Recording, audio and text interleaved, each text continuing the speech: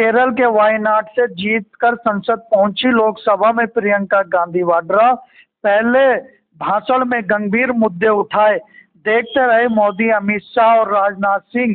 पीछे बैठे इमरान मसूद, राहुल भी सुनते रहे। आगे देखिए प्रियंका गांधी ने और क्या क्या मुद्दे उठाए। श्रीमती प्रियंका गांधी वाड्रा।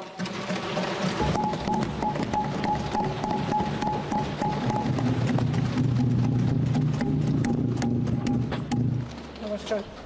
माननीय अध्यक्ष महोदय जी, आज आपने मुझे इस सभा में बोलने का मौका दिया, इसके लिए मैं आपकी बहुत बहुत आभारी हूँ। सबसे पहले जो सुरक्षाकर्मी, जो जवान अफसर 13 दिसंबर को संसद की सुरक्षा के लिए शहीद हुए, उनके प्रति मैं श्रद्धांजलि व्यक्त करना चाहती हूँ। महोदय, हजारों साल पुरानी हमारी देश की, धर्म की एक पुरानी परंपरा रही है। ये परंपरा संवाद, चर्चा की रही है। एक गौरवशाली परंपरा है जो दर्शन ग्रंथों में, वेदों में, उपनिषदों में दिखती है। वाद विवाद और संवाद की हमारी पुरानी संस्कृति है। अलग अलग धर्मों में भी, इस्लाम में, सूफियों में, बौद्ध धर्म में, जैन धर्म में, सिख धर्म में भी ये वाद संवाद, ये चर्चा, बहस, इसकी संस्कृति रही है। इसी परंपरा से उभरा हमारा स्वतंत्रता संग्राम। हमारा स्वतंत्रता संग्राम विश्व में एक अनोखा संग्राम था, एक अनोखी लड़ाई थी जो अहिंसा और सत्य पर आधारित थी। ये वाद संवाद की जो परंपरा है, इसको इस संग्राम ने आगे कैसे बढ़ाया? क्योंकि ये जो संग्राम था, ये जो लड़ाई थी हमारी आज़ादी के लिए, एक बेहद लोकतांत्रिक लड़ाई थी। इसमें देश के किसान, देश के जवान, देश के मजदूर, देश के अधिवक्ता, देश के बुद्धिजीवी, चाहे किसी भी जाति के हो, चाहे किसी भी धर्म के हों, चाहे किसी भी भाषा को बोलते हों, सब इस स्वतंत्रता संग्राम में शामिल हुए। सब ने हमारे देश की आज़ादी की लड़ाई लड़ी।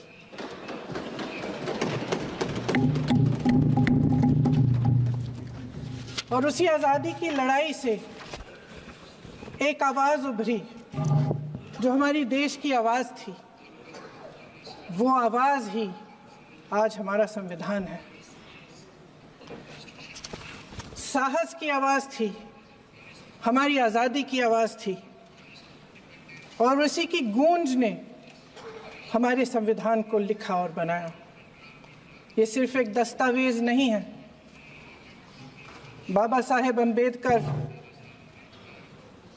मौलाना आज़ाद जी, राजगोपालाचारी जी और जवाहरलाल नेहरू जी और उस समय के तमाम नेता, जैसे आपने कहा, इस संविधान को बनाने की जो कार्य में सालों के लिए जुटे रहे। हमारा संविधान इंसाफ, उम्मीद, अभिव्यक्ति और आकांक्षा की वो ज्योत है जो हर हिंदुस्तानी के दिल में जलती है। अध्यक्ष महोदय, इस ज्योत ने हर एक भारतीय को ये पहचानने की शक्ति दी कि उसे न्याय मिलने का अधिकार है, कि उसमें अपने अधिकारों के लिए आवाज़ उठाने की क्षमता है, कि जब वो आवाज़ उठाएगा तो सत्ता को उसके सामने झुकना पड़ेगा। इस संविधान ने हर एक देशवासी को ये अधिकार दिया कि वो सरकार बना भी सकता है और सरकार बदल भी सकता है। ये ज्योत जो हर हिंदुस्तानी के दिल में जलती है, उसने हर हिंदुस्तानी को यह विश्वास दिया कि देश की संपत्ति में, देश की दौलत में, संसाधनों में उसका भी हिस्सा है, कि उसे एक सुरक्षित भविष्य की उम्मीद का अधिकार है, कि देश बनाने में भी उसकी भागीदारी है। उम्मीद और आशा की ये ज्योत मैंने देश के कोने कोने में खुद देखी है। उन्नाव में मैं एक रेप पीड़िता के घर गई, उसे जलाकर मार डाला था। वो शायद 20-21 साल की होगी। हम सब के बच्चे हैं। हम सोच सकते हैं कि अगर हमारी बेटी के साथ बार बार बलात्कार हुआ और फिर जब वो अपनी लड़ाई लड़ने के लिए गई तो उसको जलाकर मार डाला गया होता तो हम पर क्या बीतती। मैं उस बच्ची के पिता से मिली। उसके खेत जलाए गए थे, उसके भाइयों को पीटा गया था, उसके पिता को बाहर से, घर के बाहर घसीट कर मारा गया था। उस पिता ने मुझे बताया कि बेटी, मुझे न्याय चाहिए। मेरी बेटी अपने एफआईआर को दर्ज करने के लिए जब जिले में गई तो उसको मना किया गया। अगले जिले में जाना पड़ा उसे। वो रोज सुबह 6 बजे उठकर तैयार होकर अकेली अपने मुकदमे को लड़ने के लिए अगले जिले में ट्रेन से जाती थी। उसके पिता ने मुझे कहा कि मैंने उससे कहा, बेटी अकेले मत जाओ, छोड़ दो ये लड़ाई। लेकिन उसकी बेटी ने उसको जवाब दिया कि नहीं पिताजी, मैं अकेली जाऊंगी, मैं लड़ूंगी, ये मेरी लड़ाई है, मैं इसको लड़ूंगी। ये लड़ने की क्षमता, ये हिम्मत उस लड़की को और करोड़ों भारत की नारियों को हमारे संविधान ने दी। आगरा में मैं अरुण वाल्मीकि के घर गई। अरुण वाल्मीकि पुलिस स्टेशन में काम करता था, सफाई का काम करता था। आप सोच सकते हैं हमारी तरह उसका भी परिवार था। नई नई शादी हुई थी, 2-3 महीनों का बच्चा था। पुलिस स्टेशन में चोरी हो गई। चोरी का इल्जाम उस पर लगाया गया। उसके पूरे परिवार को उठाकर पुलिस स्टेशन में ले गए। आप हंस रहे हैं, लेकिन ये गंभीर बात है। गंभीर बात। शर्म करो, शर्म। अरुण वाल्मीकि को पीट पीट के मार डाला, उसकी बीवी को पीटा, उसके पिता के नाखून निकाले, उसके पूरे परिवार को पीटा गया। जब मैं उस जवान महिला से मिलने गई जो अभी अभी विधवा हुई थी, तो उसने मुझे कहा कि दीदी, हमें सिर्फ एक चीज चाहिए, हमें न्याय चाहिए और हम इस न्याय के लिए लड़ते रहेंगे, चाहे कुछ भी हो जाए। ये हिम्मत उस महिला को हमारे संविधान ने दी।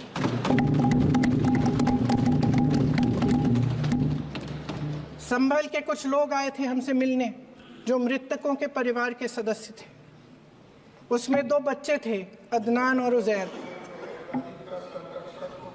आप सुनिए। उसमें 2 बच्चे थे, अदनान और उजैर। एक बच्चा मेरे बच्चे की उम्र का है, दूसरा उससे छोटा 17 साल का है। दर्जी के बेटे थे। दर्जी का एक ही सपना था कि वो अपने बेटों को पढ़ाएगा, लिखाएगा। एक बेटा डॉक्टर बनेगा, एक बेटा भी सफल होगा दूसरा बेटा भी अपने जीवन में सफल होगा। उनके पिताजी हर रोज उनको स्कूल छोड़ते थे। उस दिन भी स्कूल छोड़ने के बाद अपनी दुकान में चले गए। उन्हें पता नहीं था कि विवाद हो रहा है। उन्होंने भीड़ देखी, घर आने की कोशिश की तो पुलिस ने गोली से मार डाला। वो 17 साल का बच्चा अदनान मुझसे कहता है, वो 17 साल का बच्चा अदनान मुझसे कहता है कि मैं बड़ा होकर डॉक्टर बन के दिखाऊंगा, मैं अपने पिता का सपना साकार करूंगा।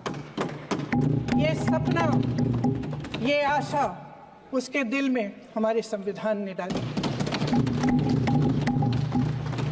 अध्यक्ष महोदय, हमारे देश के करोड़ों देशवासियों के संघर्ष में, अपने अधिकारों की पहचान में इनकी कठिन से कठिन परिस्थितियों से लड़ने की अपार हिम्मत में और देश से न्याय की अपेक्षा में हमारे संविधान की ज्योत जल रही है। मैंने हमारे संविधान की ज्योत को जलते हुए देखा है और इसके साथ साथ ये भी समझा है कि हमारा संविधान एक सुरक्षा कवच है, एक ऐसा सुरक्षा कवच है जो देशवासियों को सुरक्षित रखता है, न्याय का कवच है, एकता का कवच है और अभिव्यक्ति की आज़ादी का कवच है। दुख की बात यह है कि मेरे सत्ता पक्ष के साथी जो बहुत बड़ी बड़ी बातें करते हैं, इन्होंने इन 10 सालों में ये सुरक्षा कवच, सत्ता पक्ष के मेरे साथियों ने ये सुरक्षा कवच तोड़ने का पूरा प्रयास किया है। संविधान में सामाजिक, आर्थिक और राजनीतिक न्याय का वादा है। ये वादा एक सुरक्षा कवच है जिसको तोड़ने का काम शुरू हो चुका है। लैटरल एंट्री और निजीकरण के जरिए ये सरकार आरक्षण को कमजोर करने का काम कर रही है। अगर लोकसभा में ये नतीजे नहीं आए होते तो ये संविधान बदलने का काम भी शुरू कर लेते। सच्चाई ये है अध्यक्ष महोदय कि आज संविधान बार बार इसलिए कह रहे हैं क्योंकि इस चुनाव में इनको पता चल गया कि इस देश की जनता ही इस संविधान को सुरक्षित रखेगी,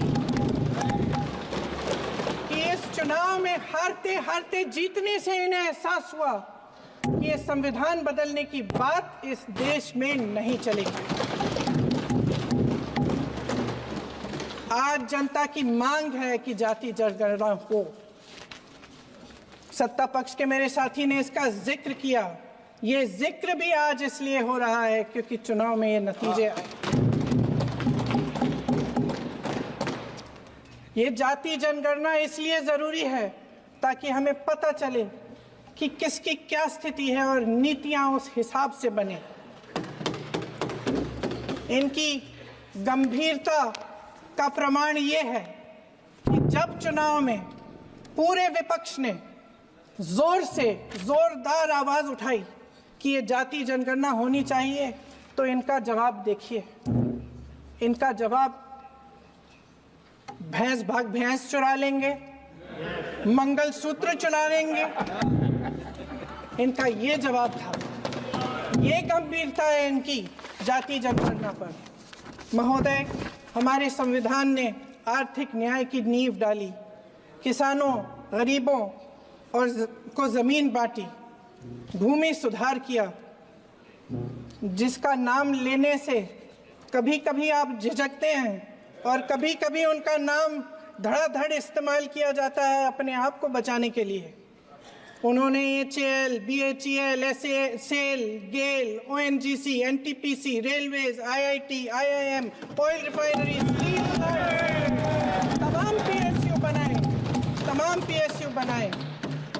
अध्यक्ष महोदय, उनका नाम पुस्तकों से मिटाया जा सकता है, उनका नाम भाषणों से मिटाया जा सकता है, लेकिन जो उनकी भूमिका रही इस देश की आज़ादी के लिए और इस देश के निर्माण के लिए, वो इस देश से कभी मिटाया नहीं जा सकता।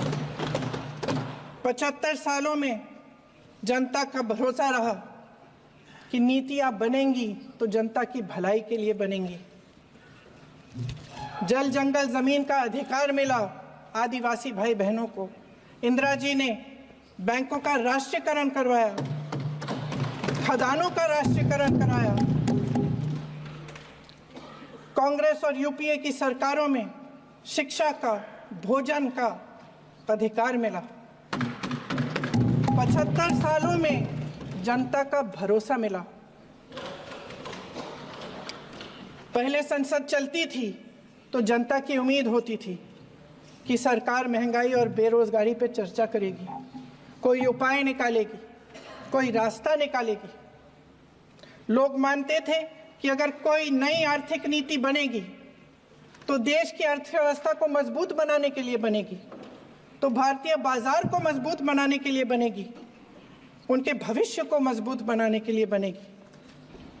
किसान और आदिवासी भाई बहन भरोसा करते थे कि यदि जमीन के कानून में संशोधन होगा तो उन्हीं की भलाई के लिए होगा। आप नारी शक्ति की बात करते हैं।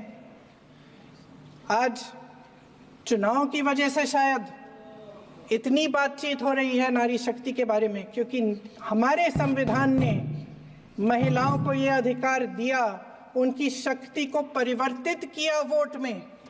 और आज आपको पहचानना पड़ रहा है कि महिलाओं के बिना, कि नारी शक्ति के बिना ये सरकारें नहीं बन सकती हैं। इसीलिए आज आप नारी शक्ति की बातें दोहरा रहे हैं।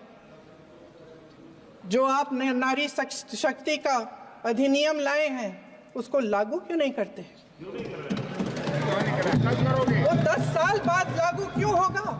क्या आज की नारी 10 साल इंतजार करेगी उसके लागू करने के लिए? क्या बात है, क्या बात है।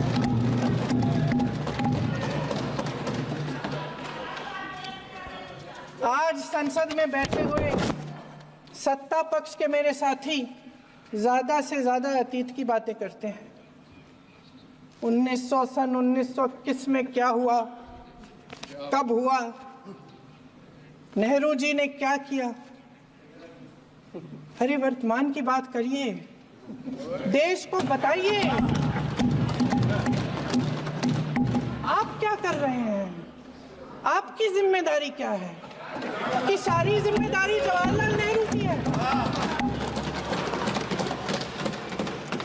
अध्यक्ष महोदय जी, ये सरकार आर्थिक न्याय का सुरक्षा कवच तोड़ रही है। आज संसद में बैठी ये सरकार बेरोजगारी और महंगाई से जूझ रही हमारी जनता को क्या राहत दे रही है? कृषि के कानून भी बड़े बड़े उद्योगपतियों के लिए बन रहे हैं। सही एमएसपी को छोड़िए, डीएपी तक नहीं मिल रहा है।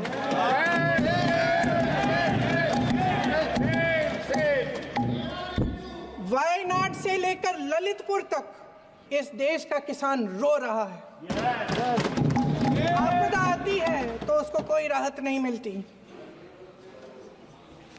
भगवान भरोसे है आज इस देश का किसान, उसको छोड़ दिया गया है। आज हिमाचल में देखिए, जितने भी कानून बने हैं वो सब बड़े बड़े उद्योगपतियों के लिए बन रहे हैं।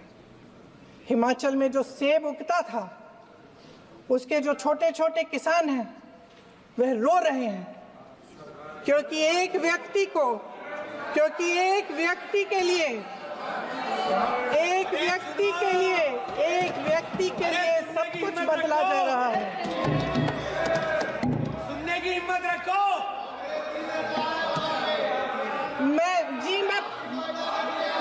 अध्यक्ष महोदय जी,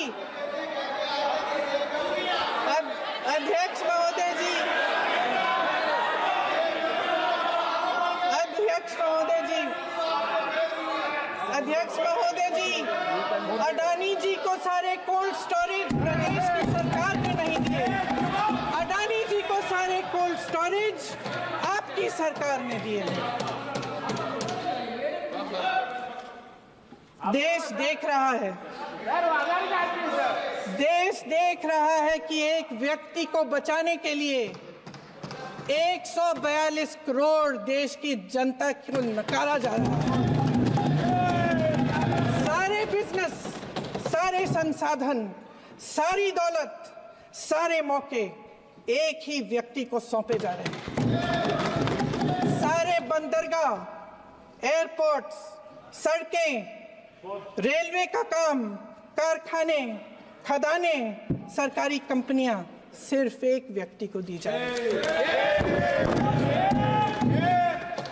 जनता के मन में हमेशा ये विश्वास होता था कि अगर कुछ नहीं है तो संविधान हमारी सुरक्षा करेगा, मगर आज आम लोगों के बीच ये धारणा बनती चली जा रही है कि सरकार सिर्फ अडानी जी के मुनाफे के लिए चल रही है। देश में बहुत तेजी से गैर बराबरी बढ़ रही है। जो गरीब है वो और गरीब हो रहा है, जो अमीर है वो और अमीर हो रहा है। इस सरकार ने आर्थिक न्याय की भी सुरक्षा कवच तोड़ दिया है। राजनीतिक न्याय की जब बात होती है, मेरे सत्ता पक्ष के साथी आज खड़े हुए और तमाम गिनती करने लग गए कि ऐसा हुआ वैसा हुआ, 1975 में जो हुआ, तो सीख लीजिए ना, आप भी सीख लीजिए। आप भी अपनी गलतियों के लिए माफी मांग लीजिए। आप भी बैलेट पे चुनाव कर लीजिए, आप भी बैलेट पे चुनाव कर लीजिए। दूध का दूध, पानी का पानी हो जाएगा। आप राजनीतिक न्याय की बात करते हैं, सरकारों को पैसों के बल पर गिरा देते हैं।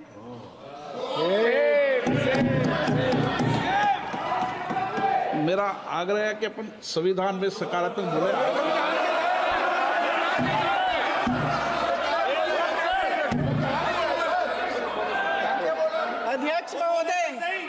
अध्यक्ष महोदय, सत्ता पक्ष के हमारे साथी ने एक उदाहरण दिया उत्तर प्रदेश की सरकार का, तो मैं भी एक उदाहरण दे देती हूँ महाराष्ट्र की सरकार का। मैं भी एक उदाहरण दे देती हूँ हिमाचल की सरकार को तोड़ने की कोशिश किसने की, पैसों के बल पे की, गोवा की सरकार। तमाम उदाहरण राजस्थान की। क्या ये सरकारें जनता ने नहीं चुनी थी? क्या संविधान इन पर लागू नहीं था? पूरी देश की जनता जानती है कि इनका, हंसती है, जानती है कि इनके यहाँ तो वॉशिंग मशीन है।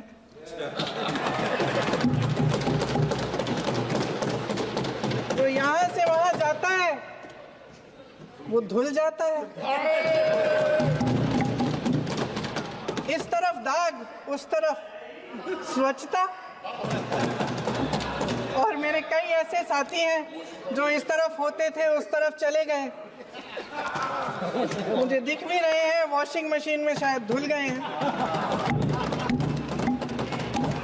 अध्यक्ष महोदय, जहां भाईचारा और अपनापन होता था, जहां हमारे संविधान ने एकता का सुरक्षा कवच दिया था, वहां शक और घृणा के बीज बोए जा रहे हैं। एकता का सुरक्षा कवच तोड़ा जा रहा है।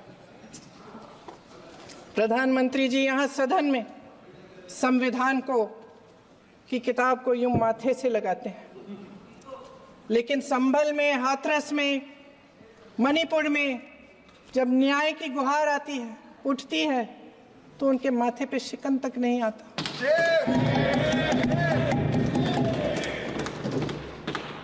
शायद समझ नहीं पाए हैं कि भारत का संविधान संघ का विधान नहीं है।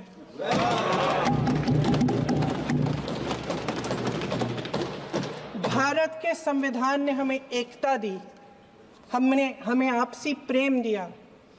उस मोहब्बत की दुकान जिस पर आपको हंसी आती है, उसके साथ करोड़ों देशवासी चले। करोड़ों देशवासियों के दिल में एक दूसरे के लिए प्रेम है, घृणा नहीं है।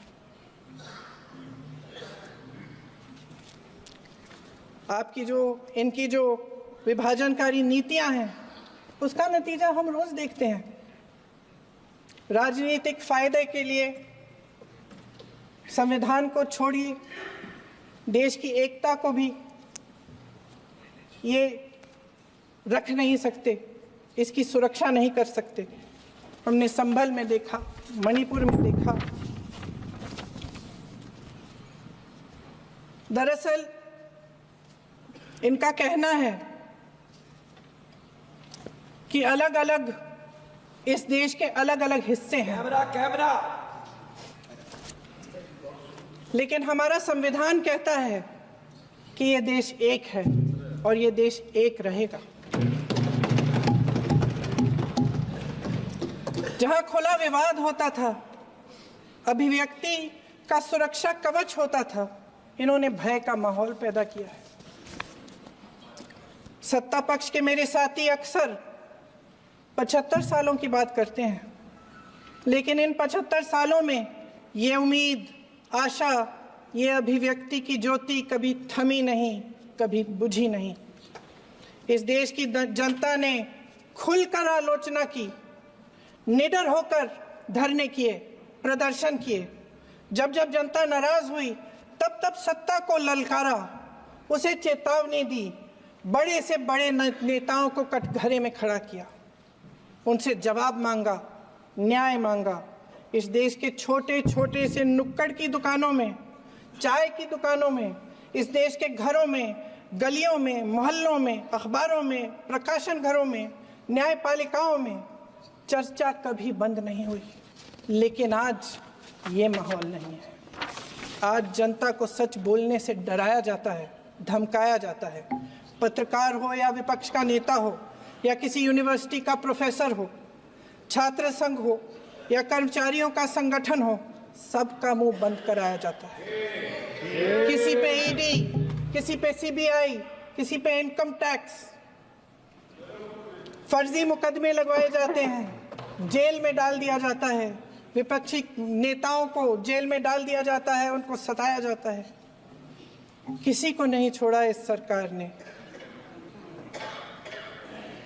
देशद्रोही कह के उत्तर प्रदेश में मुझे याद है कुछ अध्यापिकाएं प्रदर्शन कर रही थी, उन पर मुकदमा डाल दिया देशद्रोही का, उन्हें देशद्रोही कह दिया। इन्होंने देश का पूरा माहौल भय से भर दिया है। इनकी मीडिया की मशीन झूठ फैलाती है, तरह तरह के आरोप लगाती है, और शायद वह भी भय में ही है। महोदय, मैं इस सदन को याद दिलाना चाहती हूँ कि ऐसा डर का माहौल देश में अंग्रेजों के राज में था। जब इस तरफ बैठे हुए गांधी की विचारधारा वाले लोग आज़ादी की लड़ाई लड़ रहे थे और उस तरफ वाली विचारधारा वाले लोग भय में रहकर अंग्रेजों के साथ साठ-गांठ कर रहे थे। लेकिन अध्यक्ष महोदय, भय का भी अपना स्वभाव होता है। भय फैलाने वाले हमेशा भय का खुद शिकार बन जाते हैं। ये प्रकृति का नियम है। आज इनकी भी यही हालत हो गई है।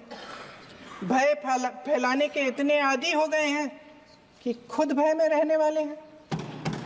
चर्चा से डरते हैं, आलोचना से घबराते हैं। कई दिनों से हम मांग रहे हैं कि चर्चा करिए, लेकिन चर्चा करने की हिम्मत ही नहीं है।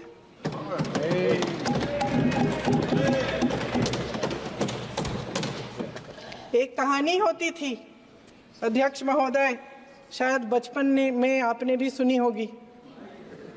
राजा भेष बदलकर बाजार में आलोचना सुनने जाता था।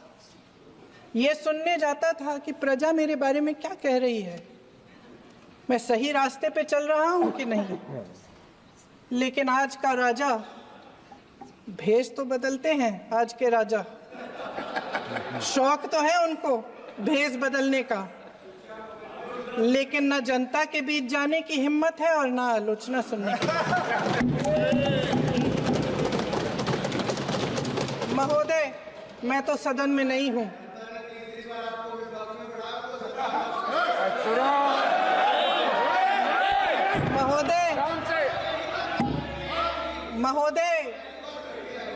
महोदय, जनता में बहुत विवेक है, ये सही है।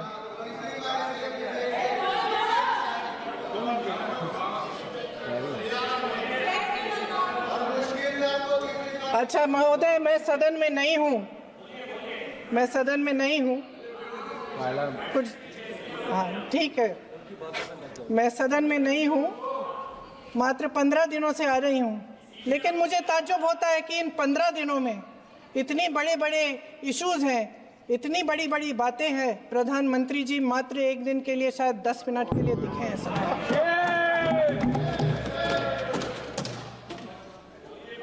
बात यह है अध्यक्ष महोदय जी कि ये देश भय से नहीं, साहस और संघर्ष से बना है। इसको बनाने वाले देश के किसान, जवान, देश के करोड़ों मजदूर और गरीब जनता है।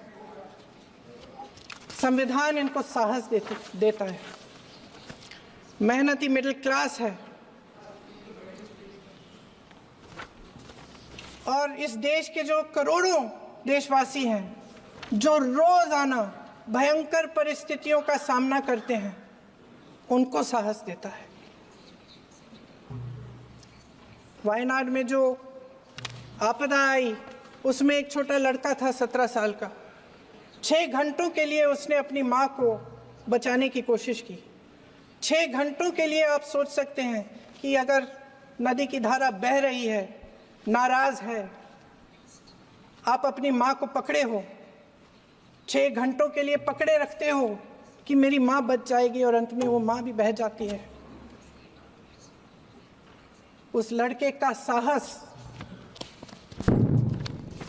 उन महिलाओं का साहस जो पीड़ित हैं लेकिन फिर भी अपनी लड़ाई लड़ रहे हैं, उन संभल के बच्चों का साहस जिनके पिताजी अभी अभी गुजर गए लेकिन फिर भी उनके सपनों को साकार करने की हिम्मत है, उनका साहस है, वो साहस इस संविधान ने दिया है।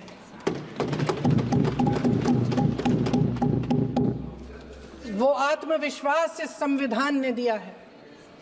ये देश भय से नहीं चल सकता, ये देश साहस से ही चलेगा। भय की भी सीमा होती है और जब वो सीमा पार हो जाती है, जब किसी को इतना दबाया जाता है कि उसको लगने लगता है कि अब मेरे पास खोने के लिए कुछ नहीं है, तब उसमें एक ऐसी शक्ति पैदा होती है जिसके सामने कोई कायर खड़ा नहीं हो सकता। ये देश कायरों के हाथों में ज्यादा देर तक कभी नहीं रहा है। ये देश उठेगा, ये देश लड़ेगा, सत्य मांगेगा, सत्यमेव जयते। जय हिंद।